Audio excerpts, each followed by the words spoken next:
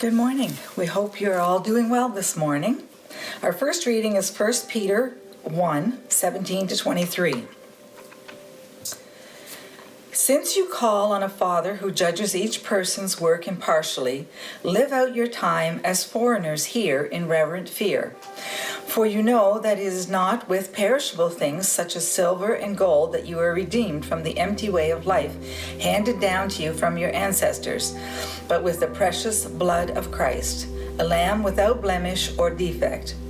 He was chosen before the creation of the world, but was revealed in these last times for your sake. Through him, you believe in God, who raised him from the dead and glorified him, so that your faith and hope are in God.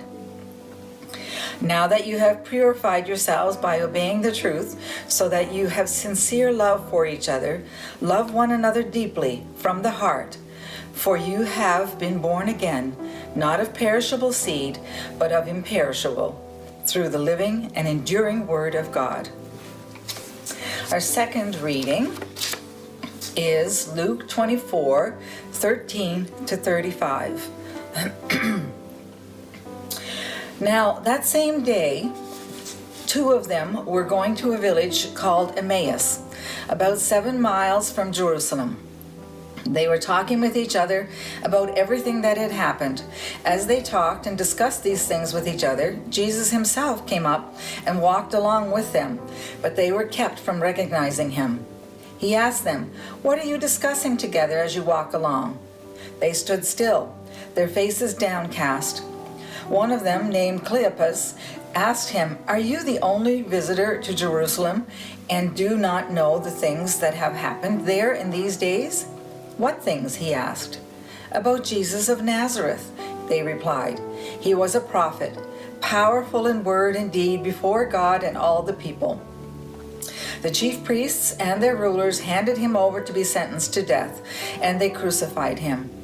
But we had hoped that he was the one who was going to redeem Israel. And what is more, it is the third day since all this took place. In addition, some of our women amazed us. They were to the tomb early this morning, but didn't find his body. They came and told us that they had seen a vision of angels who said he was alive. Then some of our companions went to the tomb and found it just as the women had said, but him they did not see." He said to them, "How foolish you are, and how slow to believe all that the prophets have spoken. Did not the Messiah have to suffer these things and then enter his glory?" And beginning with Moses and all the prophets, he explained to them what was said in all the scriptures concerning himself.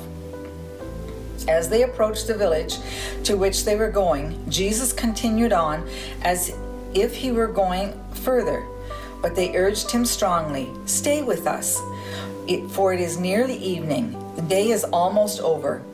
So he went to stay with them.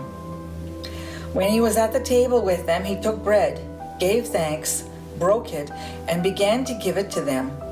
Then their eyes were opened and they recognized him, and he disappeared from their sight. They asked each other, "Were not our hearts burning within us while he talked with us on the road and opened the scriptures to us?" They got up and returned at once to Jerusalem. There they found the 11 and those with them, assembled together and saying, "It is true, the Lord has risen and has appeared to Simon." Then the two told them what had happened on the way and how Jesus had recognized and was recognized by them when he broke the bread. May God add his blessing to his word. Amen.